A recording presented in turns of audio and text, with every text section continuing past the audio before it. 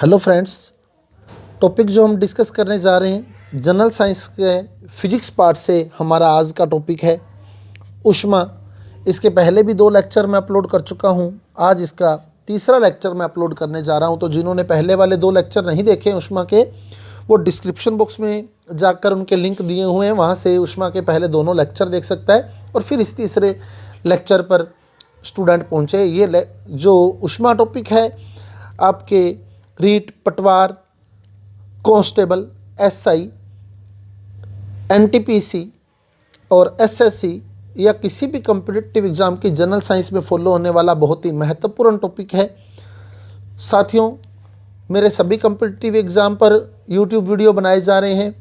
आप जिन्हें मेरे चैनल की प्लेलिस्ट में जाकर आपसे संबंधित कॉम्पिटिटिव एग्ज़ाम जिसकी भी आप तैयारी कर रहे हैं उसकी प्लेलिस्ट ओपन करके आप उससे रिलेटेड वीडियो देख सकते हैं। आप YouTube पर मेरे चैनल को शशि सिडाना नाम से सर्च कर सकते हैं।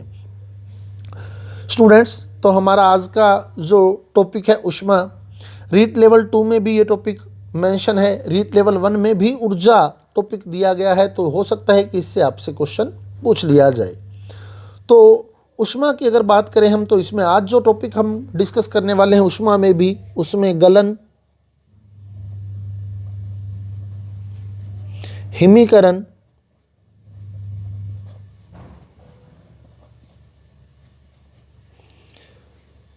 क्वथन, द्रवण जिसको हम संघनन भी बोलते हैं, उदरपातन और सबसे महत्वपूर्ण जो पार्ट हम इसका डिस्कस करेंगे, लेटेंट हीट, गुप्त ऊष्मा।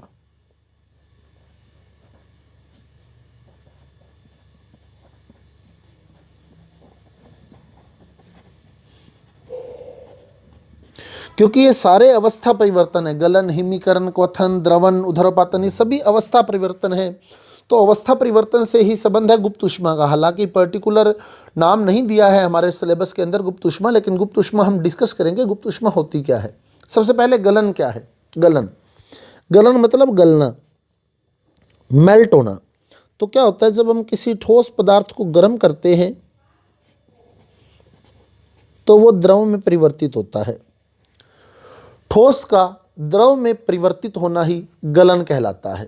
ठोस का द्रव में परिवर्तित होना, ठोस को जब गर्म किया जाता है तो वो द्रव में परिवर्तित हो जाता है, और ठोस पदार्थ को गर्म करने पर उसका द्रव में परिवर्तित होना गलन कहलाता है। और इसके लिए जिस ताप की आवश्यकता होती है, गलन के लिए जिस ताप की आवश्यकता होती है, उसे हम गलनांक कहते हैं। यानी जिस ताप पर ठोस द्रव में बदल जाता है वह ताप गलनांक कहलाता है। चीनी के लिए जो गलनांक है वो है 358 केल्विन। चीनी का जो गलनांक है 358 केल्विन, यानी चीनी जो है वो 358 केल्विन पर द्रव में परिवर्तित हो जाती है। हिमीकरण, हिम मतलब बर्फ और हिमीकरण यानी बर्फ जैसा बनना। तो जब हम किसी द्रव को ठंडा करते हैं, तो धीरे धीरे उसका टेम्परेचर कम होता जाता है और वो अंततः ठोस में परिवर्तित हो जाता है। तो द्रव को ठंडा करने पर उसके ताप में कमी आती है और वो ठोस में परिवर्तित हो जाता है। जिस ताप पर वह ठोस में परिवर्तित होता है उस ताप को हम हिमांक कहते हैं। हिमांक, जैसे जल का हिमांक 0 डिग्री सेंटीग्रेड है, यानी 0 डिग्री सेंटीग्रेड पर आकर जल जो है वो बर्फ में परिवर्तित हो जाता है। 0 डिग्री सेंटीग्रेड यानी 273 केल्विन, 273 केल्विन। अब आता है क्वथन। क्वथन क्या है? जब हम किसी द्रव को गर्म करते हैं तो वह वाष्प में परिवर्तित हो जाता है। ठोस को गर्म करते हैं तो द्रव, द्रव को गर्म करते हैं तो वाष्प, ठोस को गर्म करते हैं तो द्रव, द्रव को ठंडा करते हैं तो ठोस। क्लियर? तो ठोस से द्रव बनना गलन है, द्रव से ठोस बनना हिमीकरण है। क्वथन क्या है? द्रव को गर्म करते हैं तो वाष्प में बदलता है, द्रव को गर्म करते हैं तो वो वाष्प में बदलता है, और जिस ताप पर द्रव वाष्प में बदलता है उस ताप को हम क्वथनांक कहते हैं। उस ताप को क्वथनांक कहते हैं। जल का क्वथनांक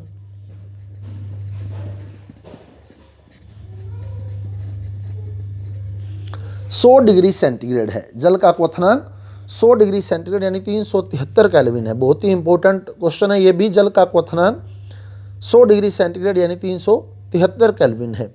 तो गलन क्या है? ठोस को गर्म करने पर द्रव बनना, द्रव को ठंडा करते हैं तो वापस ठोस बनता है जिसे हिमीकरण कहते हैं, और इस ताप को जिस पर कोई द्रव ठोस में बदल जाता है उसे हिमांक कहते हैं। क्वथन क्या है? द्रव का वाष्प में बदलना। तो द्रव को गर्म करते हैं तो वाष्प बनता है, वाष्प को ठंडा करते हैं तो वापस द्रव बनता है।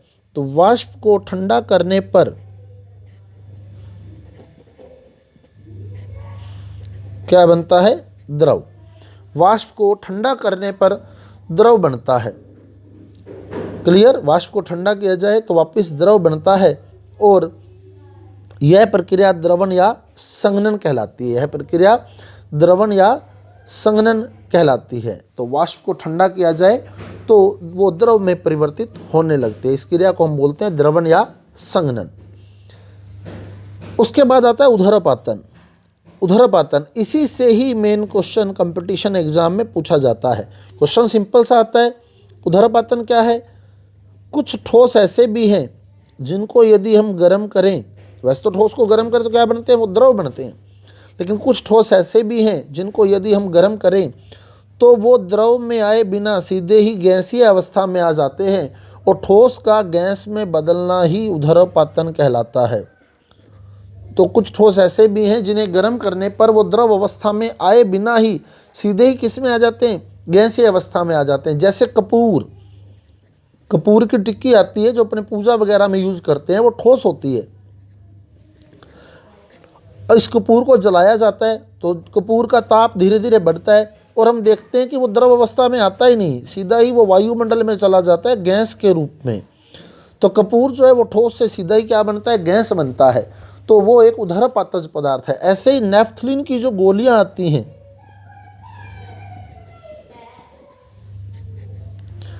कीटनाशक गोलियां आती है नेफ्थलीन की, ठोस अवस्था में व्हाइट कलर की गोलियां होती हैं। ये नेफ्थलीन भी एक उदरपातज पदार्थ है। इनको अपने रख देते हैं एक जगह पर, तो ये द्रव में नहीं बदलती है, सीधे वायुमंडल में चली जाती हैं। तो वो वाष्पशील पदार्थ है। ये भी एक ठोस से सीधा ही गैस में बदलता है। उदरपातज पदार्थ है, ठोस से सीधा ही किस में बदलता है? गैस में। तो ठोस से सीधा गैस में बदलने वाले पदार्थों को हम उदरपातज पदार्थ, जैसे कपूर है, नेफ्थलीन है, नौसादर, कपूर जो है नौसादर NH4Cl अमोनियम क्लोराइड बोला जाता है इसको। तो ये सारे उदरपातज पदार्थ हैं। अब गुप्त ऊष्मा क्या होती है? लेटेंट हीट क्या होती है? गुप्त ऊष्मा, जब हम अवस्था परिवर्तन कर रहे हैं, जैसे ठोस को हम द्रव में बदल रहे हैं, चीनी को 398 केल्विन पर चीनी द्रव में बदलना शुरू हो जाती है। तो अवस्था परिवर्तन जब हम कर रहे हैं, तो ठोस को जब हम द्रव में बदल रहे हैं, तो जब तक पूरी तरह अवस्था परिवर्तन नहीं होता, यानी सारा ठोस द्रव में नहीं बदल जाता, तो अवस्था परिवर्तन करते रहें। ठोस चीनी 398 केल्विन पर द्रव में बदलना शुरू हो चुकी है, लेकिन जब तक सारी चीनी द्रव में नहीं बदल जाती, तो यानी जब तक अवस्था परिवर्तन नहीं हो जाता, हमें उसे लगातार गर्म करना पड़ता है, ऊष्मा देनी पड़ती है। वो संपूर्ण अवस्था परिवर्तन के दौरान हम जो ऊष्मा देते हैं वही ऊष्मा गुप्त ऊष्मा कहलाती है। जैसे क्लियर करूं मैं आपको, देखो आप ये मान लो एक पात्र है जिसमें मैंने ठोस पदार्थ लिया, जैसे चीनी ले ली मान लो। अब मैंने इसको गर्म करना शुरू कर दिया। चीनी 398 केल्विन पर द्रव बनना शुरू हो जाएगी। 398 केल्विन पर द्रव बनना शुरू हो जाएगी। अभी तो थोड़ी बहुत चीनी द्रव बनना शुरू हुई है, तो अभी ठोस अवस्था में भी चीनी इसमें उपलब्ध है, लेकिन टेम्परेचर कितना होगा? 358 केल्विन हो गया। तो चीनी द्रव बनना शुरू हो गई है। अब मैं इसको गर्म करता रहूँगा, जो बची खुची चीनी है वो भी क्या होगा? द्रव बनेगी। लेकिन टेम्परेचर अब 358 केल्विन ही रहेगा, क्योंकि चीनी के गलने का जो टेम्परेचर है वो 358 केल्विन है। तो मैं इसको गर्म तो कर रहा हूँ, पर टेम्परेचर कितना है 358 केल्विन है, यानी ऊष्मा तो मैं इसको दे रहा हूँ पर इसका टेम्परेचर नहीं बढ़ रहा। क्लियर। सारी चीनी जब द्रव बन जाएगी तो टेम्परेचर 358 केल्विन पर ही बनेगी वो, लेकिन मैंने इसको लगातार ऊष्मा दी है, तो ये जो ऊष्मा मैं दे रहा हूँ ये दिखाई नहीं दे रही, ताप के रूप में नहीं आ रही, यही ऊष्मा गुप्त ऊष्मा कहलाती है। गुप्त मतलब जो दिख नहीं रहा हमारे को। क्लियर। टेम्परेचर तो 358 केल्विन ही रहा, लेकिन अवस्था परिवर्तन के लिए लगातार ऊष्मा दी जा रही है, यही ऊष्मा जो है वो गुप्त ऊष्मा कहलाती है। तो अवस्था परिवर्तन के लिए नियत ताप पर, ताप कितना रहा 358 केल्विन, तो नियत ताप पर अवस्था परिवर्तन के लिए जो ऊष्मा दी जाती है या जिस ऊष्मा की आवश्यकता होती है वही ऊष्मा गुप्त ऊष्मा कहलाती है। क्लियर। फिर देख ले, टेम्परेचर कितना रहा 358 केल्विन रहा, ताप निश्चित रहा, नियत रहा, स्थिर रहा, लेकिन ऊष्मा मेरे को लगातार देनी पड़ी, इसको गर्म तो करना पड़ा, लेकिन टेम्परेचर वहाँ चेंज नहीं हुआ। तो निश्चित ताप पर अवस्था परिवर्तन के लिए, ठोस से द्रव बनाने के लिए, अवस्था परिवर्तन के लिए जिस ऊष्मा की आवश्यकता होती है वही ऊष्मा गुप्त ऊष्मा कहलाती है, यानी वो हमें दिखाई नहीं देती। ये गलन की गुप्त ऊष्मा है। कोई चीनी जब द्रव बन रही है तो वो गल रही है, गलन की गुप्त ऊष्मा। ऐसे ही आती है वाष्पन की गुप्त ऊष्मा या क्वथन की गुप्त ऊष्मा। क्वथन कह दें चाहे वाष्पन कह दें, क्वथन की गुप्त ऊष्मा या वाष्पन की गुप्त ऊष्मा। क्वथन की गुप्त ऊष्मा क्या है? जैसे मैंने पानी को गर्म करना शुरू किया, ये मेरे पास पानी था, मैंने पानी को गर्म करना शुरू किया तो 100 डिग्री सेंटीग्रेड पर ये उबलना शुरू हो गया। 100 डिग्री सेंटीग्रेड पर ये उबलना शुरू होगा, टेम्परेचर 100 डिग्री होगा, उबलना शुरू होगा, यानी भाप बनना शुरू होगा। लेकिन अवस्था परिवर्तन अभी नहीं हुआ है, पानी पानी भी पड़ा है और भाप भी बन रहा है, दोनों बातें चल रही हैं। मैंने अवस्था परिवर्तन करना है, यानी पानी से द्रव से क्या बनाना है? वाष्प बनाना है, यानी पानी से मैंने भाप बनानी है और पूरे पानी को भाप में बदल देना है। तो अभी तो पानी पड़ा है, भाप बनना ये शुरू हो गया है। अब मैं इसको गर्म करता रहूँगा तो ये सारा पानी भाप में बदल जाएगा, लेकिन टेम्परेचर 100 डिग्री ही रहेगा। टेम्परेचर कितना रहेगा? 100 डिग्री। और सारा पानी जब तक भाप में नहीं बदल जाता तब तक टेम्परेचर 100 डिग्री ही रहेगा, यानी इस पानी का ताप भी 100 डिग्री था और इस भाप का ताप भी 100 डिग्री है। लेकिन इस दौरान जो मैं ऊष्मा दे रहा हूँ वही ऊष्मा गुप्त ऊष्मा कहलाती है, जिसने इसका अवस्था परिवर्तन कर दिया है। क्लियर। इसी कारण भाप से जलना ज़्यादा खतरनाक होता है। पानी जो उबल रहा था, उबलते हुए पानी का ताप भी कितना था? 100 डिग्री। भाप का ताप भी कितना है? 100 डिग्री। दोनों का टेम्परेचर 100 डिग्री है, लेकिन भाप से जलना ज़्यादा खतरनाक है। क्यों? क्योंकि भाप के पास गुप्त ऊष्मा होती है। वो ऊष्मा हमें दिखाई तो नहीं दे रही, पर उसने वो ऊष्मा ली है, टेम्परेचर वो लिया है, इसीलिए भाप से जलना ज़्यादा खतरनाक है बजाय उबलते हुए पानी के। तो ये ध्यान रखना, उबलते हुए जल की अपेक्षा भाप से जलना अधिक खतरनाक होता है। क्यों? क्योंकि भाप के पास गुप्त ऊष्मा होती है। तो बहुत ही इंपॉर्टेंट बिंदु है ये कि भाप के पास गुप्त ऊष्मा होती है, इसलिए जो उबलते हुए पानी के बजाय भाप से जलना अधिक खतरनाक होता है। और पानी के लिए जो वाष्पन की गुप्त ऊष्मा है, यानी पानी को भाप में बदलने के लिए जिस गुप्त ऊष्मा की आवश्यकता होती है वो 540 kilo calorie, 540 calorie, sorry kilo calorie नहीं, 540 कैलोरी प्रति ग्राम।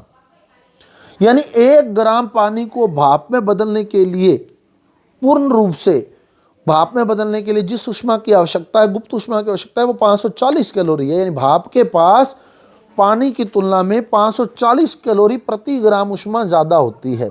ऐसे ही बर्फ़ के गलन की जो गुप्त ऊष्मा है वो 80 कैलोरी प्रति ग्राम है। 80 कैलोरी प्रति ग्राम बर्फ़ के गलन की गुप्त ऊष्मा पूछ ले तो 80 कैलोरी प्रति ग्राम। और पानी के वाष्पन की गुप्त ऊष्मा या क्वथन की गुप्त ऊष्मा पूछ ले तो 540 कैलोरी प्रति ग्राम। तो स्टूडेंट्स, ये आज के टॉपिक थे। अभी कुछ महत्वपूर्ण बातें और मैं बताना चाहता हूँ आपको। अब होता क्या है, 0 डिग्री सेंटीग्रेड पर बर्फ और पानी साम्य अवस्था में होते हैं। किस ताप पर? 0 डिग्री सेंटीग्रेड पर। यानी 0 डिग्री सेंटीग्रेड पर बर्फ जो है वो पानी में बदलने लग जाती है और पानी जो है वापस बर्फ में बदलने लग जाता है। तो हम चाहते हैं कि 0 डिग्री सेंटीग्रेड पर बर्फ जो है पानी में बदलने लग जाती है। अब हिम मिश्रण कैसे तैयार किया जाता है? आप लोग देखते हैं जो कुल्फी की ठेले वगैरह लगते हैं कुल्फी के, उनमें साइडों में बर्फ जमी रहती है। तो वो क्या करते हैं, उस बर्फ़ को जमाए रखने के लिए वो हिम मिश्रण तैयार करते हैं, ताकि वो बर्फ़ जो है वो जल्दी से पिघले नहीं और आइसक्रीम जो है वो जमी हुई अवस्था में ही रहे। अदरवाइज़ क्या होता, बर्फ़ पिघल जाती तो आइसक्रीम भी गल जाती।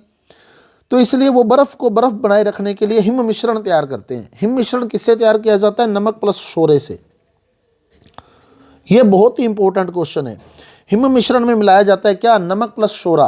तो हम लोग देखते हैं जो आइसक्रीम के बॉक्सेज होते हैं, आइसक्रीम के जो बॉक्सेज होते हैं उसके साइड में नमक प्लस शोरा मिला दिया जाता है। यहाँ ये नमक प्लस शोरा मिला दिया। अब अंदर जो बर्फ़ है ना, जिसके कॉन्टैक्ट में आइसक्रीम पड़ी है, वो बर्फ़ स्टेज में ही रहेगी। वो बर्फ़ जो है बर्फ़ स्टेज में रहेगी। क्यों? क्योंकि ये नमक प्लस शोरा जो है ये हिम मिश्रण है। ये क्या करता है, जो बर्फ़ होती है जो 0 डिग्री सेंटीग्रेड पर पानी में बदलने लग जाती है, ये इसका जो गलनांक है 0 डिग्री से घटाकर -22 डिग्री कर देता है। हिम मिश्रण बर्फ़ का गलनांक 0 डिग्री से घटाकर कितना कर देता है? -22 डिग्री कर देता है। जो बर्फ़ 0 डिग्री पर गल रही थी वो अब जाकर -22 डिग्री पर गलेगी। तो -22 डिग्री टेम्परेचर नॉर्मली होता ही नहीं है, इसलिए बर्फ़ गलती नहीं है। अतः वो बर्फ़ जो है बर्फ़ स्टेज में ही रहती है और आइसक्रीम जो है वो जमी हुई अवस्था में ही रहती है। तो हिम मिश्रण में क्या मिलाया जाता है? नमक प्लस शोरा। और नमक और शोरे का काम क्या है? बर्फ़ के गलनांक को कम करना, बर्फ़ के गलनांक को कम करना। फ्रीजिंग मिक्सचर बोलते हैं इसको, नमक प्लस शोरे का मिश्रण। बहुत ही इंपॉर्टेंट क्वेश्चन है। हिम मिश्रण में होता है क्या? नमक प्लस शोरा होता है। तो स्टूडेंट्स, ये था हमारा आज का वीडियो, जिसमें हमने अवस्था परिवर्तन डिस्कस किए, गलनांक क्वथनांक डिस्कस किए और गुप्त ऊष्मा डिस्कस की। अब भाप की गुप्त ऊष्मा ध्यान रखना, जल की गुप्त ऊष्मा, भाप में बदलने के लिए जल को जिस गुप्त ऊष्मा की आवश्यकता होती है वो 540 कैलोरी प्रति ग्राम, और बर्फ को पानी में बदलने के लिए जिस गुप्त ऊष्मा की आवश्यकता होती है वो है 80 कैलोरी प्रति ग्राम। तो स्टूडेंट्स, यदि आपको मेरा वीडियो अच्छा लगा है, समझ आया है, तो कृपया मेरे वीडियो को लाइक कर दीजिए, शेयर कर दीजिए, ताकि ये सभी स्टूडेंट्स तक पहुंच सके जिनके लिए बेनिफिशियल है। और साथ ही साथ मेरे चैनल को सब्सक्राइब कर दीजिए और बेल आइकन का बटन भी ऑन कर दीजिए, क्योंकि ऐसे ही महत्वपूर्ण वीडियो मैं आपके लिए आगे और लेकर आने वाला हूँ, जो आपके कॉम्पिटिटिव एग्जाम्स के लिए आपको बहुत बेनिफिट देंगे। तो मिलते हैं अगले वीडियो के साथ। धन्यवाद।